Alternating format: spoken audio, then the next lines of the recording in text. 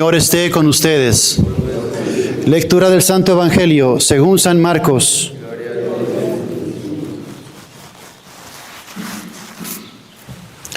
Un día al atardecer, Jesús dijo a sus discípulos: «Vamos a la otra orilla del lago». Entonces los discípulos despidieron a la gente y condujeron a Jesús en la misma barca en que estaba. Iban además otras barcas.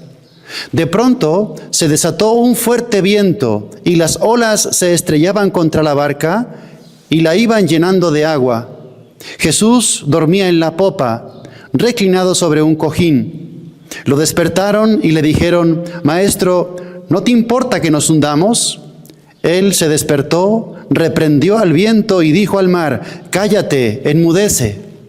Entonces el viento cesó y sobrevino una gran calma. Jesús les dijo: «¿Por qué tenían tanto miedo? ¿Aún no tienen fe?». Todos se quedaron espantados y se decían unos a otros: «¿Quién es este a quien hasta el viento y el mar obedecen?». Palabra del Señor.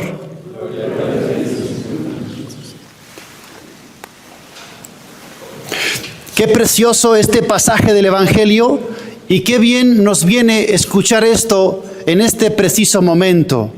La tempestad calmada, Cristo conmigo en mi barca, que es mi alma, atravesando junto conmigo esta travesía que se llama vida, que me lleva al cielo, que me tiene que llevar al cielo. Este viaje que me tiene que salir bien. Este viaje no me puede salir mal. No puedo fallar aquí. Es el viaje de mi vida hacia la otra orilla, que es la eternidad. Y ese viaje está lleno de dificultades y de tentaciones y de pruebas, que es el mar proceloso, el mar agitado, el mar lleno de dificultades y de peligros. Esa es tu vida y esa es mi vida. Las olas, si te fijaste en este pasaje, dice: de pronto se levantó un fuerte viento, de pronto, y te pasa a ti y me pasa a mí, que todo está bien y de pronto arrecian las tentaciones, y de pronto llega el ataque de Satanás. De pronto, todo estaba bien, todo estaba tranquilo, pensé que todo iba calmado. De pronto se despertó un fuerte viento y las olas se estrellaban contra la barca y la iban llenando de agua. Tú imagínate, contempla, porque para eso son los ejercicios espirituales. La barca de tu vida empieza a llenarse de agua, empieza la situación angustiosa, sientes que ya puede ser que ya no llegues, que te hundas, que te quedes ahí. De pronto se despertó un fuerte viento, las olas se estrellaban contra la barca y se iba llenando de agua. Que sepas algo, Jesús está. Y si Jesús está, entonces todo está bien. Asegúrate de que siempre va Jesús contigo. Porque si Jesús está contigo, dice San Pablo en Romanos 8:31, si Dios con nosotros, ¿quién contra nosotros? Por muchas tentaciones que estés pasando, por mucha dificultad que estés atravesando, si Dios contigo, ¿quién contra ti? Si está Jesús en tu barca, todo lo puedo en aquel que me fortalece. Pero asegúrate, por favor, te lo pido, de que Cristo esté en tu barca. ¿Sabes cuándo pierdes la presencia de Cristo en tu barca? Cuando caes en pecado mortal. Ahí sí ya no está Cristo contigo. Así ya lo expulsaste de tu barca. Y ahí sí tienes que temer. Un pecado mortal expulsa a Cristo de tu vida. Pero si el Señor está contigo, ¿quién contra ti? Por eso el consejo que siempre te doy: nunca te vayas a dormir estando en pecado mortal. Ten mucho temor a esto. Haz lo posible y lo imposible por confesarte, que será recuperar la presencia de Cristo contigo, la presencia de Jesús en tu barca. Y mientras Cristo esté contigo, Él no permitirá que la prueba supere tus fuerzas. Aunque esté dormido, porque a veces parece que está dormido. En este evangelio Jesús, sorprendentemente, en esa gran tempestad, en ese viento recio, Cristo estaba agotado y Cristo estaba dormido. Pero aunque esté dormido, Él te observa, Él te cuida, su corazón contigo, y entonces no permitirá, dice la palabra de Dios, que la prueba supere tus fuerzas. Y ahí te está viendo cómo estás sacando agua de la barca. Por otro lado, el agua está entrando en la barca, pero tú estás sacando agua de la barca, y entonces el Señor sabe perfectamente hasta dónde llegan tus fuerzas y no te va a poner una prueba más grande. Mi gracia te basta, le dijo a San Pablo. San Pablo, atormentado por aquella espina que decía él que tenía clavada en la carne, y escuchó de parte de Dios, mi gracia te basta. Mi gracia está contigo. Y no voy a permitir que esto te supere, te doblegue, te aplaste, te someta. Ahora, fíjate, ¿estás de acuerdo conmigo que a veces somos tú y yo los que le estamos metiendo agua a la barca? Tú le estás metiendo agua a tu barca, porque te estás poniendo en tentación. Estás buscando la dificultad, estás jugueteando con el infierno. Y entonces, aunque Cristo está midiendo perfectamente hasta dónde puede llegar tu prueba, muchas veces eres tú el que estás poniendo la dificultad. Porque estás conversando con la tentación, estás tocando a las puertas del infierno y te estás metiendo tú mismo más agua de la que puedes achicar, de la que puedes sacar. Otro punto muy importante, despiértalo. A Cristo se le despierta. A Cristo que está presente en tu barca, cuando llega la dificultad y la tentación fuerte, hay que ir a despertarlo. Una de las cosas que más le molesta, y creo que le molestó aquí a Jesús, fue que siempre Él es el último al que recurres. Siempre es el último al que recurres. En vez de ir rápido a la oración, a los sacramentos, a la dirección espiritual, siempre es el último recurso. A Cristo se le despierta, y se le despierta rápido. ¿Y sabes cómo se le despierta? Con oración, con penitencia, con sacramentos. Cuando estés así tentado, difícil, la prueba esté dura, tienes que redoblar tu vida espiritual. Dice San Ignacio Loyola que cuando el alma está en desolación, esto es desolación, una tempestad.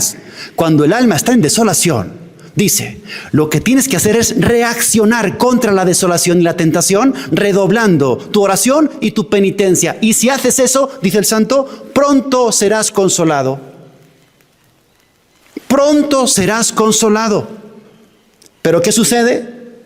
Que te tardas demasiado, conversas demasiado, convives con la tentación demasiado tiempo, y lo último a lo que recurres es la oración, los sacramentos, la confesión preventiva de la que ya te hablé. Cuando está la tormenta, antes de haber pecado, vete a la confesión, y así se refuerza la gracia en ti. Y el otro punto, acepta la manera que Cristo quiera para sacarte de la dificultad. Porque tiene diversas formas de liberarnos Cristo de estas tormentas. La primera será, como hizo aquí en el Evangelio, ponerse de pie con su autoridad y decirle al viento, calla, enmudece. Y la tormenta se termina, y la tempestad se acaba, y la tentación pasa. Ojalá sea así, que con tu invocación y con tu oración y con tu súplica, despiertes a Cristo, Cristo se ponga de pie, invoque y grite y clame, y la tormenta se pasa. Pero a lo mejor otra vez lo que Cristo va a hacer decirte, ven, camina sobre las aguas, y te va a enseñar. Jesucristo te va a enseñar, porque es el maestro de lo imposible, así lo llamaba Carlos de Foucault. El maestro de lo imposible te va a enseñar a que, sin que desaparezcan tus tormentas, te va a enseñar a caminar sobre las aguas, a superar, a dominar, a tener señorío sobre tu cuerpo. y sobre tus tentaciones y sobre tus pasiones, que ahí van a estar. Seguimos teniendo un cuerpo lleno de pasiones, pero el Señor, con su gracia, te va a enseñar a cómo se camina por encima de la tempestad. Es otra forma también de sacarte de la dificultad. Otra forma de sacarte de la dificultad será decirte, sigue remando, te estoy entrenando, aguanta por los que no aguantan. Y tu lucha es meritoria, y tu lucha es santificadora. Sigue remando, no te canses, no te rindas, aguanta. No voy a permitir que esto te hunda, pero sigue, continúa, no te rindas, no te canses. Y la otra forma, a lo mejor, que Dios permite en tu vida es decirte, bien, aprende a hundirte conmigo en el mar del dolor. A veces las pruebas sí nos sumen en un dolor profundo y en un sufrimiento, y en la cruz no pasan, te llevan a sufrir, pero sufres con Cristo y te hundes con Él en el mar del dolor. Bien, aprendamos entonces. Hoy celebramos a San Juan Bosco, un gran santo. Él tuvo un sueño una vez. Soñó, imaginó el barco de la iglesia en una gran tormenta, a punto de hundirse y de naufragar.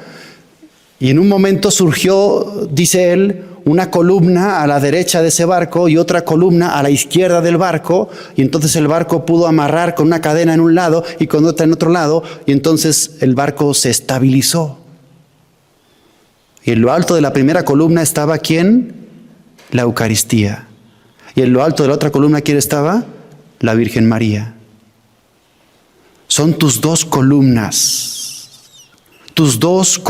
que te fortalecen, sea cual sea la tempestad, sea cual sea la tentación. Si tú te amarras, si tú te abrazas, si tú buscas la Eucaristía y la Virgen María, ninguna tormenta te tumba, aunque no desaparezcan las olas.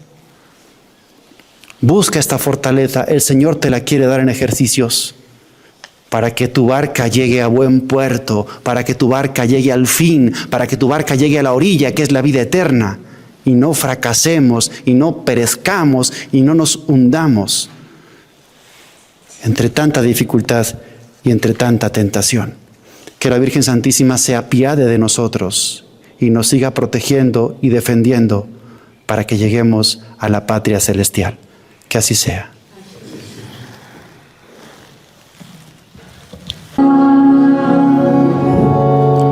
El Señor esté con ustedes.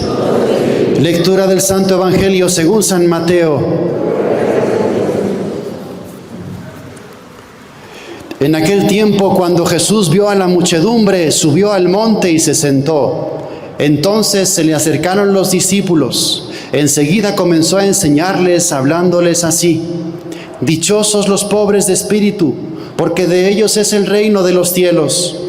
Dichosos los que lloran, porque serán consolados. Dichosos los sufridos, porque heredarán la tierra. Dichosos los que tienen hambre y sed de justicia, porque serán saciados. Dichosos los misericordiosos, porque obtendrán misericordia. Dichosos los limpios de corazón, porque verán a Dios. Dichosos los que trabajan por la paz, porque se les llamará hijos de Dios. Dichosos los perseguidos por causa de la justicia, porque de ellos es el reino de los cielos. Dichosos serán ustedes cuando los injurien, los persigan y digan cosas falsas de ustedes por causa mía. Alégrense y salten de contento, porque su premio será grande en los cielos. Palabra del Señor. Amén. Muy queridos hermanos, les voy a revelar un secreto muy importante, muy valioso. Si entendemos esto bien, entendemos el centro del Evangelio, Si entendemos esto bien, entendemos el sentido profundo de nuestra vida. Nuestra existencia tiene dos etapas. La primera etapa es la tierra. La segunda etapa es el cielo. La primera etapa, que es la tierra, es corta, es pasajera, está lamentablemente llena de sufrimientos y de lágrimas. La segunda etapa, el cielo, es eterna, para siempre. Tú solamente piensa esto: para siempre, para siempre, para siempre, para siempre, para siempre.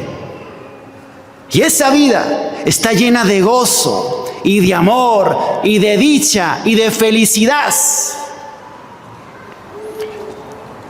La clave, que muy pocos se dan cuenta de esto, es que aunque esta vida es muy corta, es muy importante, porque aquí te juegas la eternidad. De lo que hagas en estos 70, 80 años que Dios te concede, depende tu eternidad. Tu cielo te lo estás ganando aquí. El cielo, si llegamos, me has escuchado muchas veces, pero no me cansaré de repetírtelo, no será igual para todos. En el cielo todos estaremos llenos, pero no todos igual de llenos. Cada uno según la capacidad de su corazón. Y el día de tu muerte se termina la oportunidad de hacer más grande tu corazón. El tamaño que tengas de corazón cuando mueras, ese será el tamaño que Dios llenará. No es lotería, hay grados de intensidad de gozo en el cielo. Sí, los hay. Y en el grado en el que entres, ahí te quedas. Ya no puedes subir ni tampoco bajar. Pero este grado de intensidad de gozo no es lotería, no es predilección de Dios por unos y no por otros. Este grado de intensidad de gozo tú te lo ganas aquí en la tierra. Te lo ganas aquí en la tierra. Y no seas, por favor, de los que se conforman con estar en una esquina del cielo. Porque a veces encuentro gente que me dice: yo, padre, yo con llegar ya. Yo con llegar ya. Aunque me pongan en un rinconcito, pero no seas así. Eso no es voluntad de Dios, decir eso. ¿Sabes por qué? ¿Qué pensarías de tu novio o de tu esposa si te dice: yo con saludarte a 1 kilómetro me conformo? ¿Cómo que te conformas con saludarme a 1 kilómetro? Yo te quiero abrazar. Yo te quiero sentir. Decirle a Dios que te conformas con un rincón en el último lugar del cielo demuestra que no lo amas. Porque el amor busca la fusión, busca la estrechez. Por eso tienes que buscar estar en el centro del corazón de Cristo, de Dios, de la Trinidad en el cielo. Eso es buscar un cielo grande. Y eso lo vas trabajando aquí en la tierra. ¿Cómo se gana ese grado de intensidad de gozo? Principalmente con el amor. El amor. El amor a Dios con todo tu corazón, con toda tu alma, con todas sus fuerzas. El tiempo dedicado a Dios. Y amor al prójimo. Amor puro. Amor sacrificado. Amor de ese que es desinteresado. Porque el amor auténtico tiene un nombre que se llama sacrificio. Que es cuando tú renuncias a ti mismo y a tu comodidad para que el otro esté bien. Amor auténtico, amor intenso. Así vas ganando ese tamaño de corazón y así vas ganando cielo. Pero algo más, que es la noticia de hoy, es el evangelio de hoy. Aquí hay una sorpresa que Jesucristo revela. Te dije que te iba a revelar un secreto. Hay premios especiales en el cielo. Hay premios especiales en el cielo. Hay grados de intensidad de gozo especiales reservados para, redoble de tambor, para los que más han sufrido. Para los que más han sufrido aquí. Dichosos los que sufren, dichosos los que lloran, dichosos los que han sido aplastados por la injusticia. Dichosos por los que han sido calumniados, burlados y perseguidos por mi causa. Bienaventurados ¿Sabes qué significa la palabra bienaventuranza, bienaventurados? Es decir, qué suerte tienen. Traducido, que Dios diga, qué suerte tienen los que lloran. Qué suerte tienen los que sufren. Qué suerte tienen aquellos a los que les han hecho injusticia. Qué suerte a los que los han perseguido. Porque, dice, serán consolados en el cielo, serán premiados en el cielo, serán condecorados con un nivel y un grado de gozo increíble. Por eso esto es el mundo al revés, lo que el mundo llama desgracia. Los que el mundo ve y dice, qué mala suerte tienen, qué mal le va, todo le salió al revés, no para de llorar, una cruz detrás de otra. Esos los mira Dios y ve todo lo contrario. Qué suerte tiene este. Aquí en la tierra le va a ir mal, lo va a pasar mal, pero no sabe la que le estoy reservando en el cielo. Él se guarda el premio y él se guarda la recompensa. ¿Y tú qué esperas? ¿Las recompensas de la tierra o las recompensas del cielo? ¿Qué buscas? ¿Los tesoros de la tierra o los tesoros del cielo? ¿Los gozos de la tierra o los gozos del cielo? Dichoso tú, qué suerte tienes.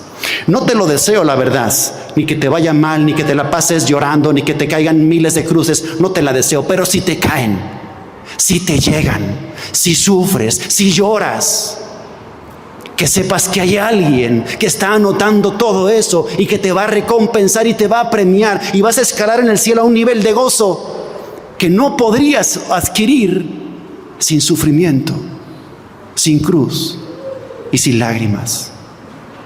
Me encanta la última bienaventuranza. Cuando te persigan por mi nombre, cuando se burlen de ti, cuando te ridiculicen por seguir a Cristo. ¿Qué dice Jesús? Está increíble esto. Alégrate y salta de contento, porque tu premio será grande en el cielo. Y yo te digo a ti que tengas esta visión diferente, que cuando te llegue una cruz, si tienes fe y crees en Cristo, ¿qué tienes que hacer? En vez de rechazarla y maldecir, alégrate y salta de contento. Alégrate y salta de contento. Porque sí, aquí lo vas a pasar mal, lo sé, duele. Pero tu recompensa será infinita en el cielo. Y esa recompensa es eterna. Y esa recompensa nadie te la va a quitar. Bienaventurados, dichosos. Hay que creer en esto. Y si entiendes esto, entendiste el centro del Evangelio y la esencia de tu vida. Que la Virgen Santísima nos ayude. La Virgen le dijo a Bernardita en Lourdes, la vidente, porque le fue mal, pero mal a esa niña. Le dijo, no prometo hacerte feliz en la tierra, pero prometo hacerte feliz en el cielo. Que así sea. El Señor esté con ustedes. Lectura del Santo Evangelio según San Lucas.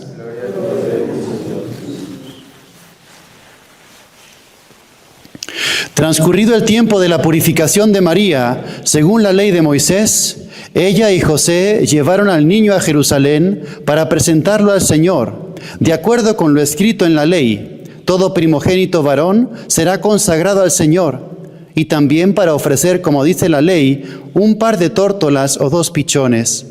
Vivía en Jerusalén un hombre llamado Simeón, varón justo y temeroso de Dios, que aguardaba el consuelo de Israel. En él moraba el Espíritu Santo, el cual le había revelado que no moriría sin haber visto antes al Mesías del Señor. Movido por el Espíritu, fue al templo, y cuando José y María entraban con el niño Jesús para cumplir con lo prescrito por la ley, Simeón lo tomó en brazos y bendijo a Dios diciendo: Señor, ya puedes dejar morir en paz a tu siervo, según lo que me habías prometido, porque mis ojos han visto a tu Salvador, al que has preparado para bien de todos los pueblos, luz que alumbra a las naciones y gloria de tu pueblo Israel. El padre y la madre del niño estaban admirados de semejantes palabras. Simeón los bendijo y a María, la madre de Jesús, le anunció: Este niño ha sido puesto para ruina y resurgimiento de muchos en Israel, como signo que provocará contradicción, para que queden al descubierto los pensamientos de todos los corazones, y a ti una espada te atravesará el alma. Había también una profetisa, Ana, hija de Fanuel, de la tribu de Aser. Era una mujer muy anciana. De joven había vivido 7 años casada y tenía ya 84 años de edad. No se apartaba del templo ni de día ni de noche, sirviendo a Dios con ayunos y oraciones. Ana se acercó en aquel momento, dando gracias a Dios y hablando del niño a todos los que aguardaban la liberación de Jerusalén. Una vez que José y María cumplieron todo lo que prescribía la ley del Señor, se volvieron a Galilea, a su ciudad de Nazaret. El niño iba creciendo y fortaleciéndose, se llenaba de sabiduría y la gracia de Dios estaba con él. Palabra del Señor.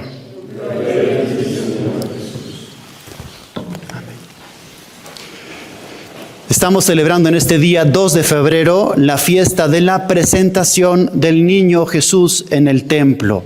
Son 40 días después de la Navidad, si cuentas, justamente han pasado 40 días después del 25 de diciembre. Para entender este momento y esta fiesta nos tenemos que remontar a Antiguo Testamento, 1300 años antes de Cristo, pueblo de Israel esclavizado en Egipto. Dios que quiere liberar a su pueblo y entonces envía las plagas. Y la última de las plagas es la del ángel exterminador. ¿Y qué pasó aquella noche, la primera Pascua? Pues que el ángel exterminador pasó dando muerte a todos los primogénitos varones, tanto de hombres como de animales. Solamente se salvaba la casa de aquel pueblo judío que sacrificaba un cordero y con la sangre del cordero pintaba su puerta, y entonces el exterminio pasaba de largo. Y salvaron a los primogénitos. En recuerdo de aquella primera Pascua y aquella misericordia de Dios, y en gratitud perpetua, el pueblo de Israel tenía esta costumbre de cada vez que nacía el primogénito, lo tenían que presentar en el templo. ¿Y qué hacían? Era una ceremonia que tenía como un doble momento: presentación y luego rescate. Presentación en recuerdo de aquel momento del ángel exterminador, como diciendo: deberías haberlo sacrificado, pero lo rescato. Entonces entregaban al niño al sacerdote e inmediatamente ofrecían a cambio un animal, un cordero, si es que la familia tenía posibilidades económicas, o si eran muy pobres, 2 tórtolas o 2 pichones, 2 palomitas. Entonces aquí están María y José presentando al niño en el templo, al sacerdote, e inmediatamente el rescate. Eso sucedía con todos los primogénitos, pero en el caso de Jesús hubo algo muy diferente. En el caso de Jesús fue una presentación sin rescate. No hubo rescate. Hicieron como que la ceremonia había ese rescate, presentaron las 2 tórtolas, los 2 pichones, pero en el fondo del corazón de María y de José, ellos sabían que ese ofrecimiento era definitivo, que no iban a rescatarlo, sino que verdaderamente sí fue entregado al sacrificio ese hijo. Solo fue una pausa de 33 años, porque el sacrificio sí se realizó. La Virgen María seguro que lo intuía, José también lo intuía. Tanto amó Dios al mundo que le entregó a su Hijo único. Dios Padre está entregando a su Hijo al sacrificio. La Virgen María también está entregando conscientemente a su Hijo al sacrificio. Sabe que no lo va a rescatar, que va a haber sangre, porque no hay redención sin efusión de sangre. Y el cordero, claro que sí llevaban el cordero. El cordero era Jesús. Aquí hay un misterio que es el de la víctima de sustitución. Ese hijo, Jesús, presentado al templo, simplemente es una pausa de 33 años antes del sacrificio, pero va a ser sacrificado. Y entonces aquí hay una conciencia de rescatados. Porque Cristo es, dice la teología, víctima de sustitución. ¿Qué significa? Que para que a ti no te toque el mal ni el infierno, Cristo pone su cuerpo, estamos contemplando eso en ejercicios, y lo despedaza el demonio. El mal se ceba en la carne de Cristo para que a ti no te toque. Es el rescate. Isaías 53, Él fue herido por nuestras culpas, fue molido por nuestros pecados, nuestro castigo cayó sobre Él, sus cicatrices nos han curado porque quiso Dios triturarlo con el sufrimiento. Víctima de sustitución, claro que sí. Ahí no hay rescate que valga. Ahí es entrega, ahí es presentación, pero sin rescate porque esa ceremonia olía a sangre. Seamos conscientes de lo que hace Dios Padre con su Hijo, con su unigénito. Seamos conscientes de lo que hace la Virgen María entregando a su Hijo también al sacrificio. Tanto te amó Dios que entregó a su Hijo en intercambio por ti. Pongo siempre este ejemplo. Imagínate un papá que ama muchísimo a su hijo chiquito y van a la cárcel de mayor seguridad, donde están los peores criminales del planeta, con su hijo chiquito, con su hijo amado, y llega ya a la puerta de la cárcel, toca la puerta de la cárcel y dice: tráiganme al peor criminal que tengan. Y llegan y traen al criminal, con los mayores delitos que te puedas imaginar. ¿Qué tipo de papá diría: hagamos un intercambio? Aquí te entrego a mi hijo chiquito y tú dame el criminal. Yo me llevo al criminal a mi casa, lo voy a querer como a mi hijo, lo voy a cuidar. Y aquí con mi hijo chiquito te lo entrego y descarga sobre él todo lo que tenías pensado descargar sobre este criminal. Tortúralo, maltrátalo, despedázalo si quieres. ¿Quién haría eso? Nadie haría eso. Dios ha hecho eso por ti. Tanto amó Dios al mundo que entregó a su Hijo único. Es el intercambio, es la víctima de sustitución. El apóstol San Pedro, en su primera carta, capítulo 1, versículo 18. Miren a qué precio han sido rescatados. No a precio de plata ni de oro, sino al precio de toda la sangre de Cristo. Y ahí está Jesús, colgado en la cruz, derramando su sangre. Y ahí está la Virgen al pie de la cruz, derramando sus lágrimas. Y entre los dos hacen una corriente salvadora. Cristo, el río de su sangre; María, el río de sus lágrimas. Y hacen la redención y la corredención. San Bernardo decía: lo que hacían los clavos en el cuerpo de Jesús, lo hacía el amor en el alma de la Virgen María. Ahí están los dos, y ahí está la Virgen hoy. Y Simeón se lo recuerda: una espada te atravesará el alma, haciendo una especie de anticipo de la cruz y del Calvario. Y tú eres rescatado con la sangre de Cristo y las lágrimas de María. Y porque Cristo está en la cruz, a ti no te toca el infierno. Y porque Cristo está en la cruz, hay misericordia y perdón para tus pecados cada vez que te confiesas. Y porque Cristo está en la cruz, tienes vida. Y porque Cristo está en la cruz, tienes un cielo y una eternidad. Porque Cristo está en la cruz. Porque eso fue una entrega sin rescate. No hubo rescate. Hubo sangre, hubo efusión de sangre, hubo derramamiento de lágrimas, hubo espada que atravesó el corazón de María. Y entonces, cuando tú contemplas esto, te tiene que surgir la pregunta: ¿y yo qué voy a hacer? ¿Tienes conciencia de rescatado? Deberías tener conciencia de rescatado. Te han sacado del infierno, te han liberado de la muerte a precio de sangre. La palabra redentor, ya sabes qué significa: el que paga para rescatar. Cristo redentor, Cristo tu redentor, significa que ha pagado su sangre por ti. ¿Y tú te quedas tan tranquilo? ¿Y tú no vas a hacer nada por Cristo? La pregunta de ejercicios que resuena y San Ignacio te pone en este momento es: mirando al crucificado, mirando el torrente de sangre y el torrente de lágrimas de los ojos de María, pregúntate: ¿qué he hecho por Cristo? ¿Qué estoy haciendo por Cristo? ¿Y qué voy a hacer por Cristo? Te tienes que preguntar esto. ¿Qué he hecho por Cristo? ¿Qué hago por Cristo? ¿Y qué voy a hacer por Cristo? Y si tienes conciencia de rescatado, si realmente te crees esto que te estoy diciendo, entonces brota del corazón mi vida es tuya. Mi vida te pertenece. Tú pagaste por mí, tú diste tu vida por mí, yo daré mi vida por ti. Tú diste tu sangre, yo daré mi sangre. Porque amor con amor se paga y sangre con sangre se paga. Si realmente tienes conciencia de rescatado, algo debe de cambiar. ¿Dónde está tu entrega? ¿Dónde está tu generosidad? ¿Por qué le pones límites? Dile a Cristo, colgado en la cruz, agonizante: mi vida es tuya, mi vida te pertenece. Daré mi vida por ti, daré mi sangre por ti si es necesario. Esta es la conciencia de rescatados. Y quizá comprendemos un poco mejor qué significó aquella ceremonia de la presentación del niño en el templo, que fue una presentación, pero esta vez sin rescate.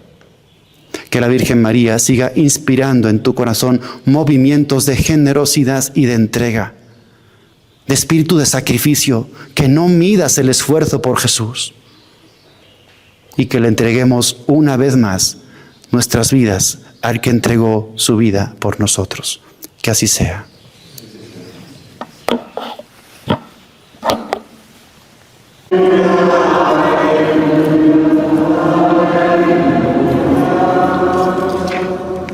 El Señor esté con ustedes. Lectura del Santo Evangelio según San Marcos. En aquel tiempo, cuando Jesús regresó en la barca al otro lado del lago, se quedó en la orilla y ahí se le reunió mucha gente. Entonces se acercó uno de los jefes de la sinagoga, llamado Jairo. Al ver a Jesús, se echó a sus pies y le suplicaba con insistencia: mi hija está agonizando. Ven a imponerle las manos para que se cure y viva. Jesús se fue con él y mucha gente lo seguía y lo apretujaba. Entre la gente había una mujer que padecía flujo de sangre desde hacía 12 años. Había sufrido mucho a manos de los médicos y había gastado en eso toda su fortuna, pero en vez de mejorar había empeorado. Oyó hablar de Jesús, vino y se le acercó por detrás entre la gente y le tocó el manto, pensando que con solo tocarle el vestido se curaría. Inmediatamente se le secó la fuente de su hemorragia y sintió en su cuerpo que estaba curada. Jesús notó al instante que una fuerza curativa había salido de él. Se volvió hacia la gente y les preguntó: ¿quién ha tocado mi manto? Sus discípulos le contestaron: ¿estás viendo cómo te apretuja la gente y todavía preguntas: ¿quién me ha tocado? Pero él seguía mirando alrededor para descubrir quién había sido. Entonces se acercó la mujer asustada y temblorosa al comprender lo que había pasado. Se postró a sus pies y le confesó la verdad. Jesús la tranquilizó diciendo: hija, tu fe te ha curado. Vete en paz y queda sana de tu enfermedad.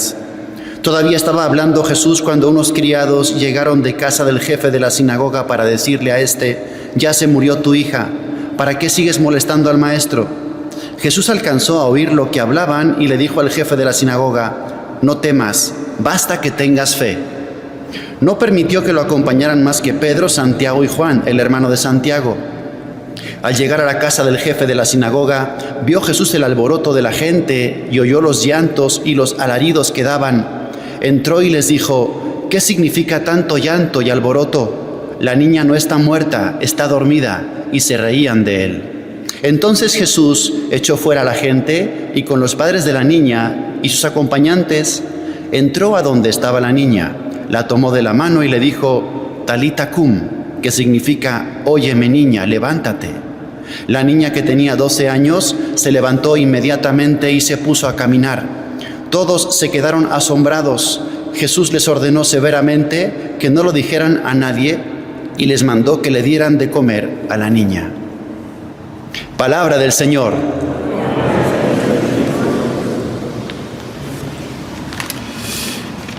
Increíbles estos dos milagros de Jesús que acontecen casi consecutivos: la curación de la hija de Jairo, más que curación, la resurrección de la hija de Jairo, y la sanación de la hemorroísa, esa mujer que llevaba 12 años enferma. Dos milagros que manifiestan el poder de Jesús, su compasión.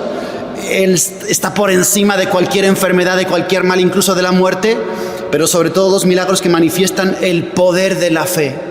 El poder inmenso de la fe. La fe es la llave que abre el cofre de los milagros, que es el corazón de Jesús.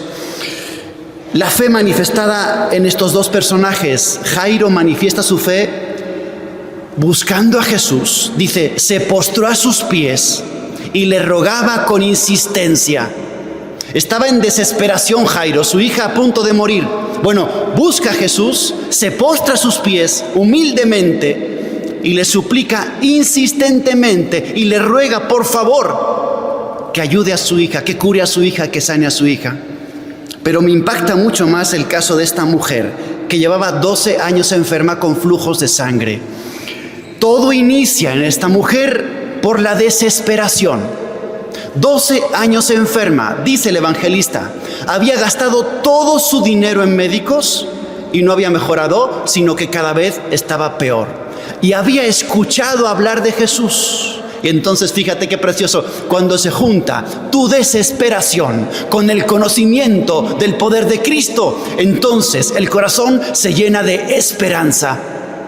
Esperanza, cuando has tocado fondo, cuando ya no puedes más, cuando el mundo te ha decepcionado, cuando has agotado todas las humanas posibilidades, ahí es donde empieza a brillar fuertemente la fe y fuertemente la esperanza. Y entonces esta mujer se aproxima lentamente a Jesús por la espalda, se mete entre la gente, estira su mano con la convicción y la seguridad. Esto es lo fuerte, lo maravilloso de esta mujer. Si le toco, estoy segura que voy a sanar. Estoy convencida, no tengo ninguna duda. Extiende su mano, la criatura tocando a su creador. Y entonces aquello fue como tocar un cable de alta tensión. O sea, una descarga. La corriente de su mano por el brazo hasta su cuerpo, justamente donde estaba la enfermedad. Ahí llegó la fuerza de Jesús, el milagro de Jesús. Lo que más me impacta de esto es cómo vivió Jesús aquello. No se lo esperaba, no lo sabía. No veía como por detrás diciendo, se está acercando, conozco su problema, voy a preparar el milagro, 3, 2, 1, milagro fuera. No sabía, le sorprendió, no lo tenía pensado. Esta mujer le robó un milagro a Jesús, se lo robó. Sintió Jesús que una fuerza curativa había salido de su cuerpo y volteó y preguntó, ¿quién me ha tocado? No fue un teatro eso que hizo Jesús. Realmente le sorprendió, realmente no sabía. Realmente esa mujer le robó el milagro a Cristo. ¿Quién me ha tocado? ¿Ves cómo la gente te apretuja a Jesús y estás preguntando quién te ha tocado? No, ¿quién me ha tocado con fe? ¿Quién me ha tocado esperando un milagro? Hermanos, qué grande es la fe. Qué importante es la fe. ¿Y cuántos milagros tú dejas de ver en tu vida porque te falta fe? Porque me falta fe. Porque nuestra fe es pequeña, es ridícula, es minúscula. Jesús en Nazaret, dice el texto, no pudo hacer milagros porque les faltaba fe. ¿Y cómo está tu fe? ¿Sabes cómo se aumenta la fe? ¿Sabes cómo se hace fuerte y potente la fe? 3 cosas. Bueno, primero, claro, pídele a Jesús. Señor, creo, pero aumenta mi fe. Pide el don, pero 3 cosas. Primero, la fe con obras. La fe con obras. La fe sin obras, dice Santiago, está muerta. Está muerta. Tú dices que tienes fe, pero si yo no veo las obras, esa fe que tú tienes está muerta. No sirve. No sirve. Si no haces oración, es decir, si no hablas con ese Dios con el que dices que crees, no es fe lo tuyo. Si no vas a misa todos los domingos, incluso todos los días, empiezo a dudar de si tu fe es fe. Si dices que crees en Dios, pero no crees en su iglesia, su esposa, dudo que tu fe sea fe. Si no hay obras de misericordia, si no eres servicial, si no eres amable, dudo que esa fe sea fe. No hay obras de amor, no hay fe. Fe con obras. Segundo, la fe aumenta creyendo. La fe aumenta creyendo. Es una decisión tuya. Hay 2 caminos, se te abren 2 caminos, creer o no creer. Empiezas a dudar. Tienes que decidir, sí, creo. Por cualquier cosa, te entra la duda, ¿será que en la Eucaristía está la presencia de Jesús viva y verdadera? 2 caminos. Cree, decide. Di sí, creo. Si empiezas a desconfiar de Dios, ¿será que me escucha, no me escucha, me ama, no me ama, está o no está? Cree. Di sí, Señor, creo. Es una decisión tuya. Tú decides si crees o no crees. Tú decides si confías o no confías. Tienes que dar ese paso y tu fe aumenta creyendo. Y en tercer lugar, San Juan Pablo II decía, la fe se fortalece dándola. Si tú das tu fe a los demás, si tú hablas de Dios a otros, si tú das catequesis, compartes tu testimonio, animas a rezar a otros, a confesarse a otros, a ir a misa a otros, si tú eres misionero, tu fe se fortalece. La fe se fortalece dándola. No es para ti la luz, es para que irradies. La fe activa los milagros, ya están concedidos, ya el Señor te los ha entregado, los tiene preparados y listos. Simplemente si tu fe los activa, simplemente si tu fe abre el cofre de los milagros, simplemente la fe, que es como un cable que se conecta a esa enorme fuente de energía y de milagros que es Dios. Que tengas mucha fe, que le pidas mucha fe al Señor y que la Virgen Santísima nos dé un poquito de su fe, que así sea. El Señor esté con ustedes. Lectura del Santo Evangelio según San Marcos. En aquel tiempo Jesús fue a su tierra en compañía de sus discípulos. Cuando llegó el sábado, se puso a enseñar en la sinagoga, y la multitud que lo escuchaba se preguntaba con asombro, ¿dónde aprendió este hombre tantas cosas? ¿De dónde le viene esa sabiduría y ese poder para hacer milagros? ¿Que no es este el carpintero, el hijo de María, el hermano de Santiago, José, Judas y Simón? ¿No viven aquí entre nosotros sus hermanas? Y estaban desconcertados. Pero Jesús les dijo, todos honran a un profeta menos los de su propia tierra, sus parientes y los de su casa. Y no pudo hacer allí ningún milagro.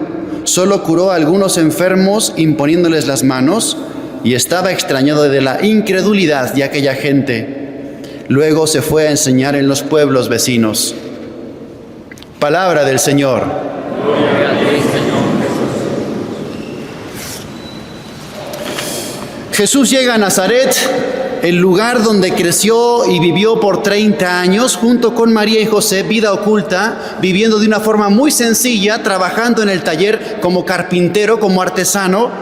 Llega Jesús ahora, después de haber iniciado ya su vida pública, ya trae fama de profeta, fama de gran predicador, de haber hecho milagros, curaciones, expulsar demonios, pero aquella visita fue un fracaso porque dejó en todos un sabor amargo. No hizo allí milagros, dice el texto, porque les faltaba fe. Se asombró Jesús de la incredulidad de ellos. Estaban cerrados, su corazón estaba cerrado para reconocer la divinidad de Jesús. ¿Qué pasaba en el corazón de los de Nazaret? No había espacio en sus corazones para reconocer la grandeza, la majestad, lo sobrenatural, lo divino. ¿Por qué? Porque estaban acostumbrados a tener a Jesús a su mismo nivel. Era uno más, era un cualquiera. Es el vecino, el carpintero, es un pobre hombre, es normal como nosotros y entonces no puede ser el Mesías. Es imposible que sea el Hijo de Dios. Esa sabiduría y esos milagros no puede ser que un hombre como nosotros los tenga. ¿Qué pasa aquí? La familiaridad malentendida. Fíjate qué importante es esta frase. El exceso de familiaridad genera falta de respeto e incluso desprecio. El exceso de familiaridad puede llegar a generar falta de respeto y desprecio. Pasa con un hijo y un papá. Si el hijo y el papá son los cuates, el hijo no le va a obedecer, no le va a tener respeto suficiente. Si el alumno con el maestro igual siente que están al mismo nivel, no va a respetar su autoridad. Si un objeto de mucho valor anda de mano en mano, manoseado, tocado por todos, se desprecia, pierde su valor. Por eso el exceso de familiaridad genera falta de respeto y genera desprecio. Por eso era tan cercano Jesús, era tan familiar, era un cualquiera como ellos. Imposible descubrir la divinidad. Veían simplemente lo humano y estaban cerrados a la acción de lo divino. Por eso no pudo hacer milagros allí. porque simplemente veían al hombre. Era un cualquiera, era otro igual. Aplicación a nuestra vida. Nos puede pasar lo mismo con Jesucristo. Hemos hecho un Jesús tan dulce, que ya no exige. Le tratamos de igual a igual. Diosito es mi cuate, Jesús es mi compa. Estás perdiendo la majestad, estás perdiendo la divinidad. Ya no sientes la exigencia, el respeto, la solemnidad y la reverencia que tienes que tener por Dios. Con la Sagrada Escritura pasa igual. La manipulamos, la filtramos, la acomodamos según nuestra conveniencia. Le quitas las páginas que no te gustan, le quitas las cosas que te exigen, que te ponen nervioso, que te exigen un poco más. Y entonces al final, pues nada, lo de San Pablo decía: vendrá un tiempo en que no soportarán la sana doctrina. Resultado, domesticamos la palabra de Dios. La hemos domesticado. Dice la Escritura lo que tú quieres que diga. Interpretas según tu conveniencia y has estirado la palabra misericordia y la has convertido en un permiso para pecar. Es que Dios me permite todo. Dios nunca condenaría nada. Afronta la Escritura como es. No domestiques la palabra de Dios. Y sobre todo nos pasa con la Eucaristía, porque la Eucaristía es el modo en el que Jesús, Dios, se ha hecho más cercano y más vulnerable. Y esto tiene muchos riesgos, demasiados riesgos. Y a veces estamos en el templo hablando como si fuese un mercado, vistiendo de cualquier manera, pasando delante del sagrario sin reverencia ninguna, sin respeto ninguno, sin genuflexión. Usamos el teléfono para mandar mensajes, para llamadas. Fuera, eso se hace fuera. La misa, ya no hay respeto, ya no hay solemnidad, son una especie de dinámicas sociales, espacios para la animación popular, músicas que no ayudan, aplausos todo el tiempo como si fuera un espectáculo. Ya no es el sacrificio sagrado, es un evento social. ¿Y cómo nos acercamos a comulgar? ¿Qué respeto tenemos en la Eucaristía? A veces la manoseamos, a veces lo recibimos como si fuera una galleta, como un pan bendito. No, espérate, que es el cuerpo de Cristo, que es Dios a quien recibes. Acercarse con temor y temblor. Mira, no morimos cuando comulgamos de puro milagro.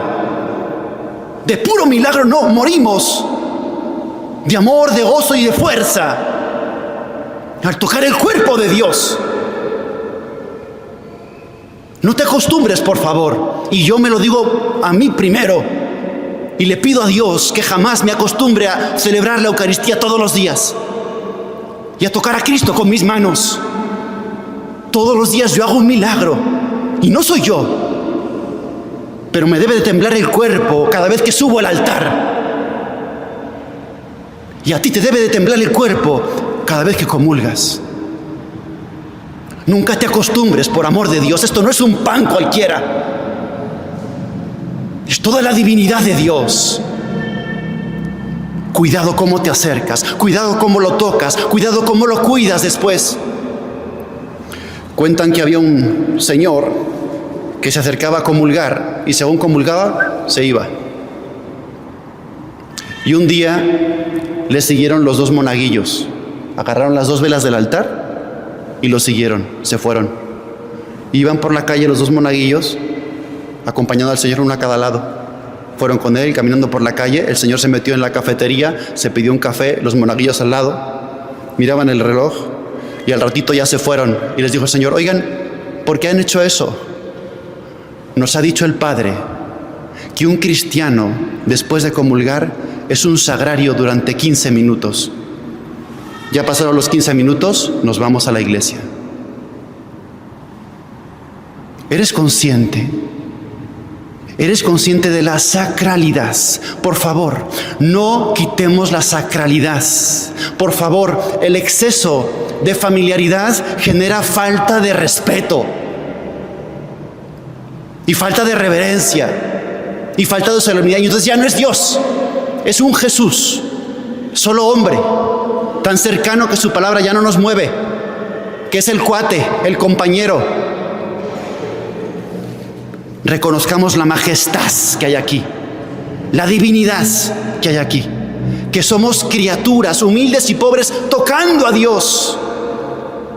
Claro que sí, Dios quiere cercanía, pero con respeto, amor, pero con solemnidad y reverencia. No te olvides de esto. Y celebra y participa y comulga cada día como si fuese la única vez, la última vez. Que la Virgen María nos ayude a tener esta cercanía profunda y este amor profundísimo con Jesús, que se ha hecho cercano, muy cercano a ti, pero que nunca se nos olvide la reverencia, la solemnidad, y que jamás te acostumbres a recibir y a tocar el cuerpo de Cristo. Que así sea.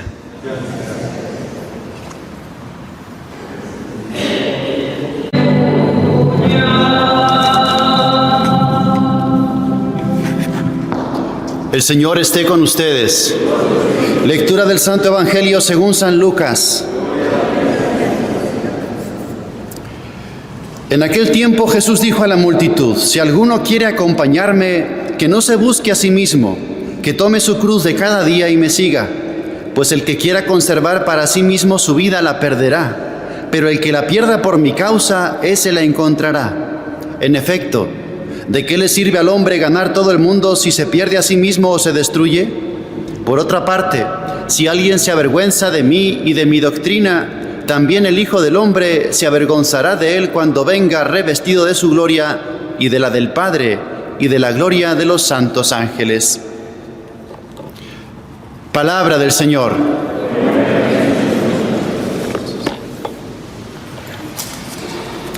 Queridos hermanos, celebramos hoy en México la fiesta de San Felipe de Jesús, el primer mártir mexicano.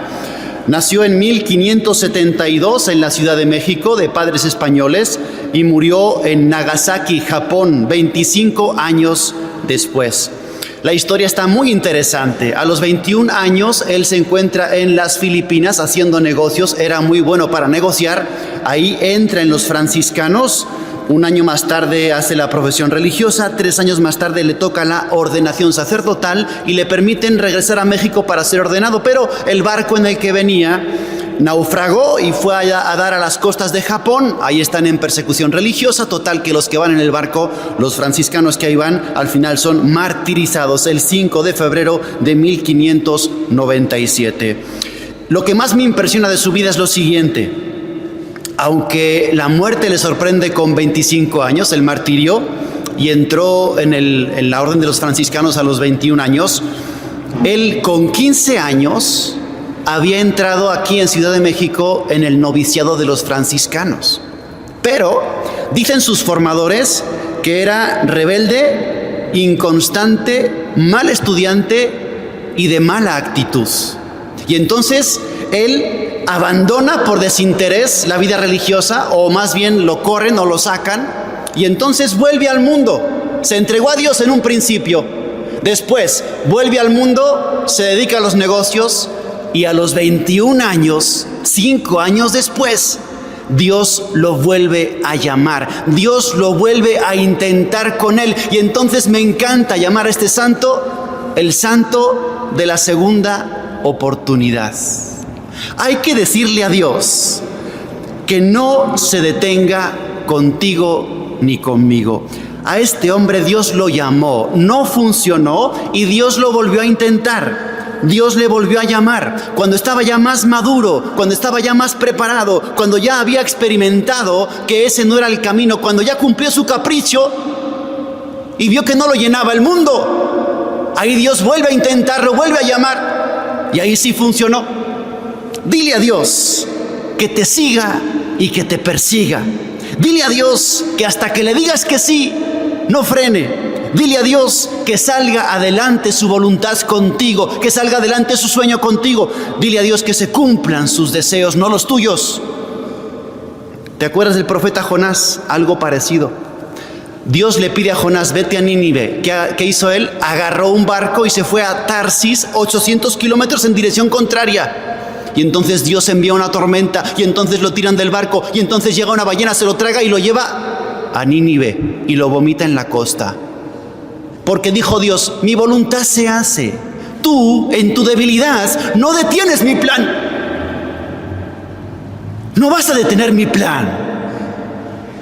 No vas a detener mi sueño de santidad por tu fragilidad, por tu debilidad o por tu capricho. Dile a Dios que no se detenga contigo. Dile a Dios que no le frene tu debilidad, ni mi debilidad, ni tu fragilidad, ni tus caprichos, ni tus quereres, ni tus deseos, ni tus amores mundanos. Dile a Dios que siga adelante contigo, que se cumpla su santa voluntad, no la tuya. Y tú, por tu parte, cuando te entregues a Dios, entrégate del todo, porque andamos con unos negocios con Dios y le pasó. Primero, te entregas. Seguro que te ha pasado. Sales de un retiro todo enfervorecido y yo me entrego y yo me doy y aquí está mi vida y te la doy a tu servicio, Señor, y cuenta conmigo para lo que quieras y doy mi sangre por ti. Y luego te arrepientes, luego te entra el miedo. Luego dijo mi mamá que siempre no. Y arrancamos nuestra vida de las manos de Jesús, se la dimos, la tomamos y nos la llevamos otra vez. Y volvemos al mundo y nos mundanizamos de nuevo. No, si te entregas, entrégate del todo. No andes que me entrego, que no me entrego, que sí y luego que no. Que nos entreguemos del todo. No te retires.